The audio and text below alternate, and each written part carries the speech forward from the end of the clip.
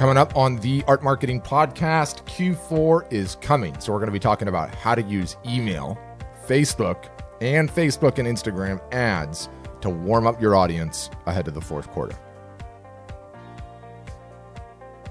What's up, guys? Patrick with you today. Thanks as always for listening. Now, hopefully, you've been marketing your art and photography all year long. You've been busy building your list, sending them relevant, non-salesy content, what we like to call at Art Storefronts romance content, romance marketing. And if you have been doing that all year, you're going to have an absolutely great fourth quarter. You've warmed up your list. They know, like, and trust you. They're going to be ready and receptive for you to send them a deal, an offer, a discount, a salesy type of an email. Now, if you haven't been doing that, that's okay. You still have time, and right now is absolutely the perfect time to start. Now, in the last episode, we talked about running a contest. And that is a great way to warm up your audience, but it's also an advanced marketing technique, right? And therein lies one of the beautiful things anyway, in the nuance that is marketing. Is there's plenty of simple things you can do that are still time-honored and crazy effective, and that's what I want to get into today. Yes, I prefer you run a contest, but if you're like a contest, are you out of your mind? That sounds so technical. There's no way. I get it. I totally get that. This little baby today offers a fantastic way to get the job done. And so let's talk about what's the big idea here. What are we going to be covering? Let's talk about Brad. Brad is a photographer. The fourth quarter is coming. Great time to sell art. And what do most photographers and artists, and especially Brad, do? All year long, they market very little. And Brad is no different. So when the fourth quarter comes around, Brad gets hit with the fever. He decides to go for the jugular with an email. Hey, Patrick, here's his email. Hey, Patrick, I know you've not heard from me in a while, but buy my art, buy my photography. I'll give you 50% off if you buy in the next 5 minutes. Email. He sends one of those. And then Brad goes on and creates a Facebook ad with his email. He then shows it to some random cold audience. People told him that Facebook ads were just absolutely the way to go. Brad sits back, cracks a beer, waits for his flood, his torrent, if you will, of sales. They're going to come in, and instead, he's greeted with crickets. He throws his hands up. He bemoans his station in life, likely goes on a rant about how art does not sell online, and just accepts defeat at that. And I think in our example here, what Brad fails to realize is that people do not respond well, especially people that you have not been actively marketing to with non-salesy content all year. Nobody likes being hardcore sold like that. It's just not something that we appreciate as human beings. And so at Art Storefronts, we call the non-salesy marketing romance marketing. Doesn't matter what you call it, but we like romance. We like the romance analogy. Now, why this is perhaps a bit indecorous, I think it works well. What does Brad do? Brad is the guy in the bar that walks up to the gal. He's not seen or contacted in months and pulls the, you know what would look good on you? Me. Let's get out of here. Check, please. Like, everything is wrong about that, right? Just thinking about it as you're taken aback. It's like people tend to not respond well to those types of sexual advances, and it's best to think of your marketing efforts the exact same way. Don't be Brad. Don't come out swinging with the hard sale. Instead, start with some small talk, a few dates, some romance. So that's the big picture.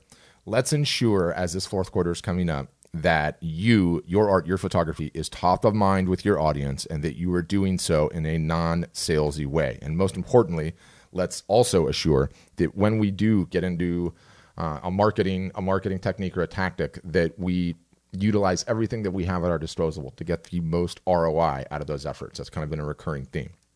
And now, if you've been marketing all year long, romance marketing all year long, if you have an email list and you've been active on social, you've been posting, you've been running ads on Facebook and Instagram all year long, awesome. This works. This is going to work fantastic for you.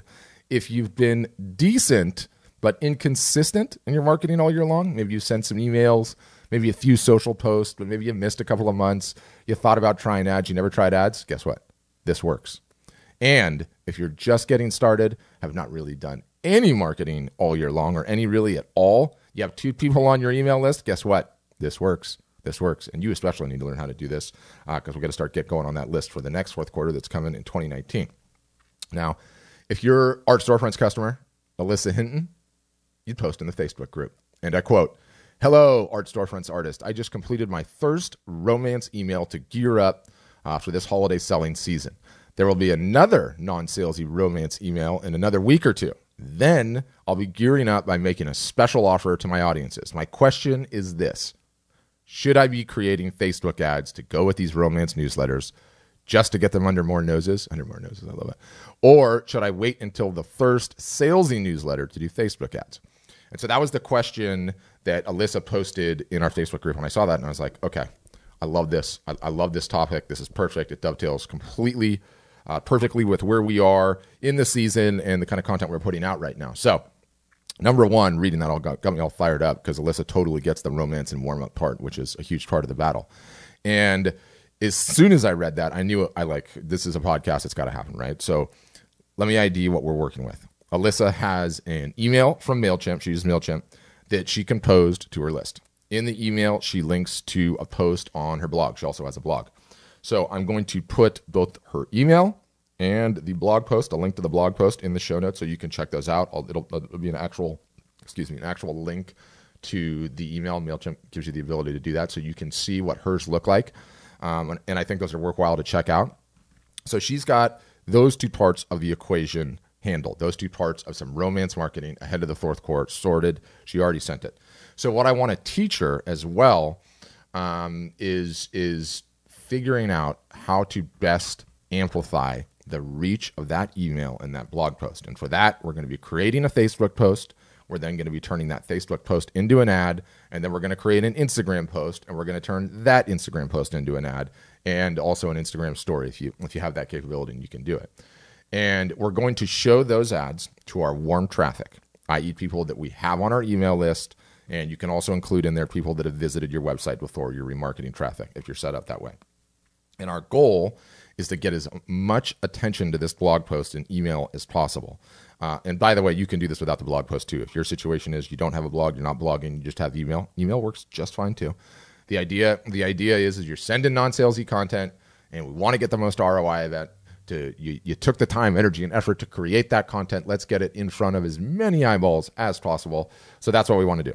So we've got an email, we've got a blog post, and as stated, both are in the show notes. Stop the tape, take a look at them because it'll help you kind of visualize what we're going to be talking about here.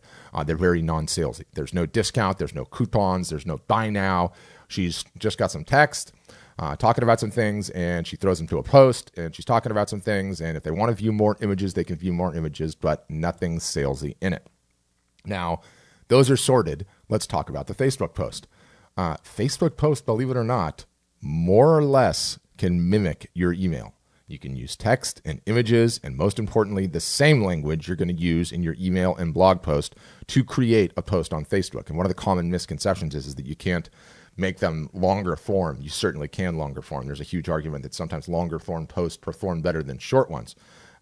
Would argue you need imagery always. But the Facebook post itself, when you look at it, and when we dive into this technique today, and when you see the one that I create, it's really actually kind of impressive what you can do with it.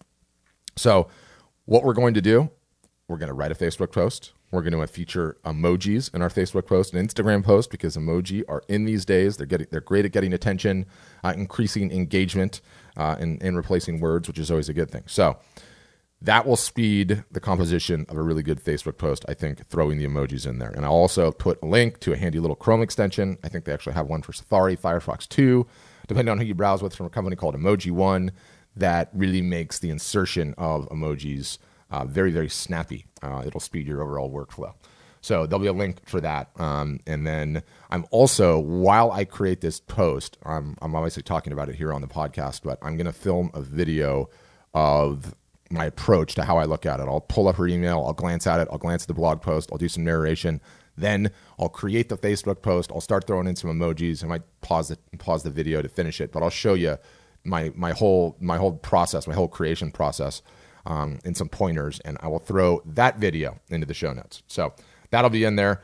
So now we've got a Facebook post, same language she used in her email.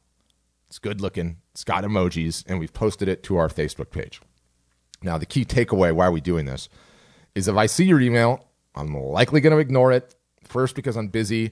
I'm out running around and doing things. And then I'm going to see your Facebook post, perhaps later that afternoon.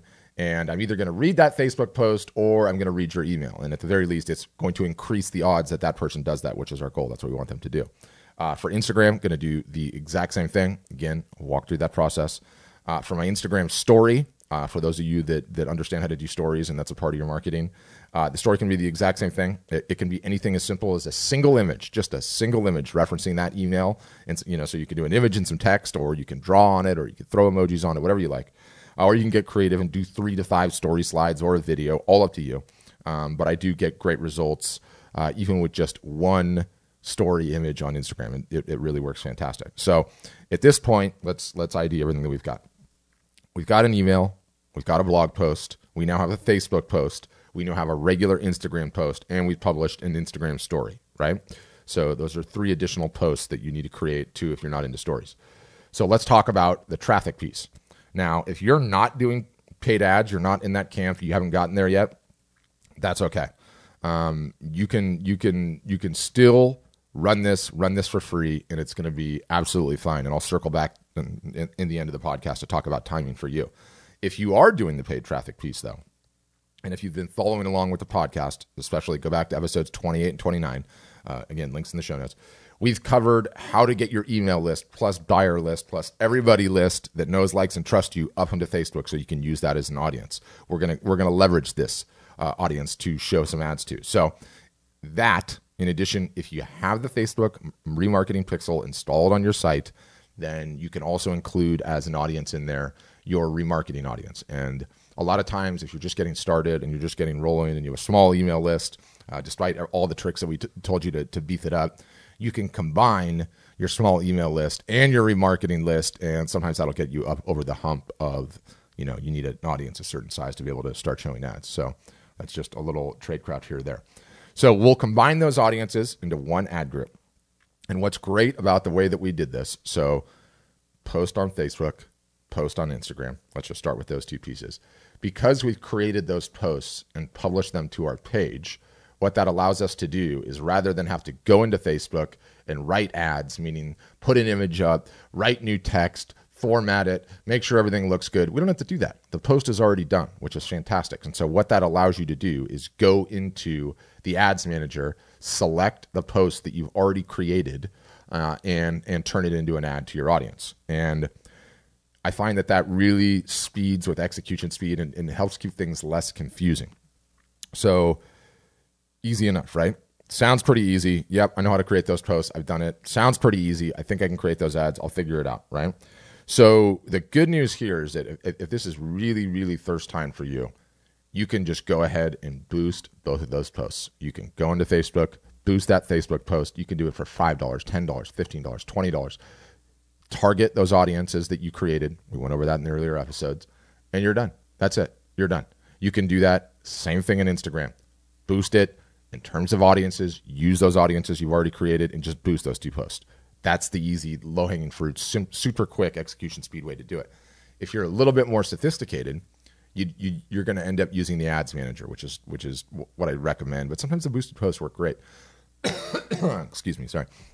But you can just use the ads manager and go in, grab those ads, make sure the targeting all looks good, maybe put in some exclusions, and get that done. And again, we've got 3 videos or 4 videos, 3 videos. I don't know. I owe you a video on this too. So what I'll do, I'm going to create the posts.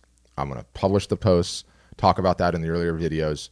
In the last video, I will go into the ads manager and show you exactly how to do this step by step, one bit at a time. And it's really, once you've got the audiences in there, it's really pretty quick and really pretty easy to get done. So I'll have videos on all of those things to walk you through step by step what it looks like. So let's talk about the timing.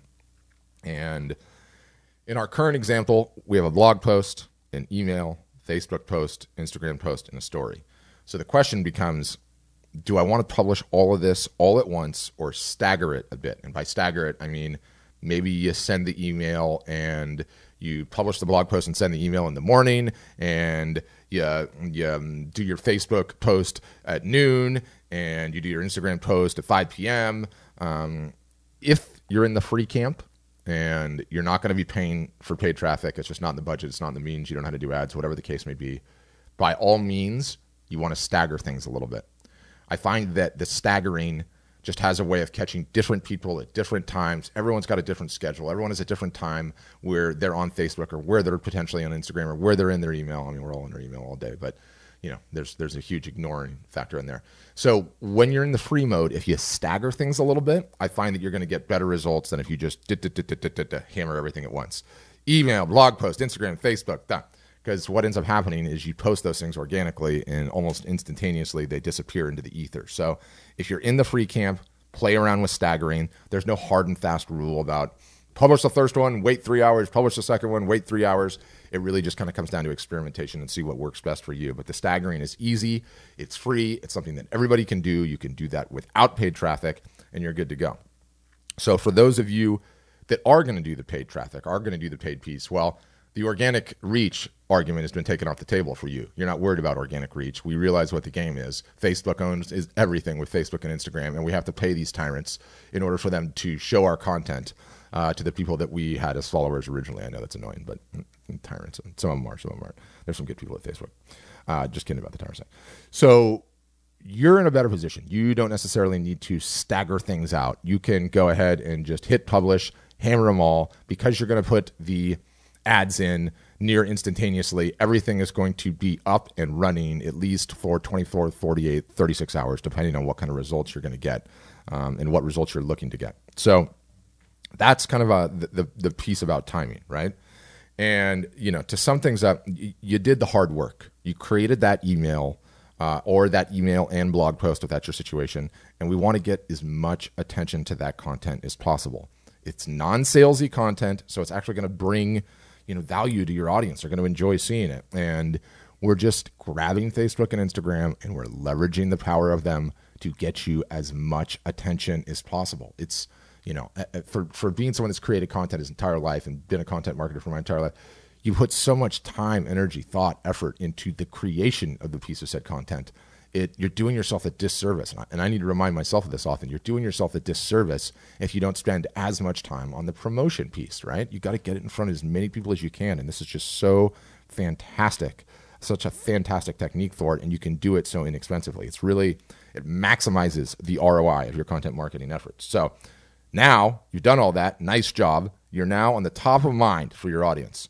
You're now earning the audacity, the goodwill to ask for that sale as the holiday approaches. If you can get one of these, two of these, three of these out ahead of your first sale, which for most of you is going to be around Black Friday, someone in that zone, you're going to be in a much, much better place, especially if you've been communicating inconsistently. You sent an email 3 months ago, you forgot last month, you haven't talked to them in a while, maybe you haven't sent anything all year. You gotta warm things up a little bit. You gotta prime the pump a little bit. You gotta throw some non-salesy stuff in there just to get yourself top of mind. You do that, everyone is going to be more receptive to your message when the time comes to throw those sales emails in there. So incredibly powerful technique, often underutilized by so many people. One that you can do for free. One that if you do bolt the paid traffic, which can be so inexpensive. I mean, if I'm doing this 3 times, maybe I spend $20 per, $30 per, $40 per, even $50. You go up if you've got a much bigger list and audience, but for those people, you guys have money anyway. So, invest a little bit in it, and you are going to set the stage, set yourself up to do such a fantastic job. And oh, by the way, this works ahead of any sale, anytime. So, if you're listening to this now and you're like, this is just out of my reach, you can get into it in Q1 whenever you're going to do a sale in Q1 or Q2 or Q3. So that's what we've got. The nature of this podcast, obviously, is it's heavily visual, this particular episode. So I think the videos will be incredibly compelling. I'm putting all 3 of them up to YouTube. I'm going to put all 3 of them up on the podcast page. You'll be able to just go through them, one each, take your time. Don't get flustered. Just go step by step. There's pause and rewind in these things, and you can get every single solitary step. And so I will throw that in. I'm going to throw in some additional color commentary, the post, the email, the Chrome extension. So you can start with all of those, and you can find the podcast. Just open up Google on the internet machine, Art Marketing Podcast, if you don't know where the URLs are. This one is it's going to be episode number 32. For those of you that like Messenger, you can just as easily open Messenger on your phone, search for Art Storefronts, click Get Started, and then you can get all of those resources from the bot menu as well. And speaking of bots, I did not mention the bot piece today, which is very difficult for me to do as much as I love them, in an attempt to keep things simple. But let's talk briefly about the chatbot piece. If you've been listening to me, you've run a contest, you've been building your messenger list, then yes, by all means, throw in a messenger broadcast to complement things. It works just as well in this technique. It's what I like to call the 1-2 punch, actually. So as we continue to march towards the fourth quarter, we're updating our playbooks to feature how messenger marketing joins the party. I didn't want to let you think that I'm excluding that. So look for those updates on the upcoming podcasts. And I got to say, this is going to be a great fourth quarter, you guys. I can feel it. The economy is roaring right now, and our playbooks are going to be even better than they were last year. So if you run them, I really do feel like you're going to do great. I'm seriously fired up about it. And with that, thanks as always for listening, and have a great day.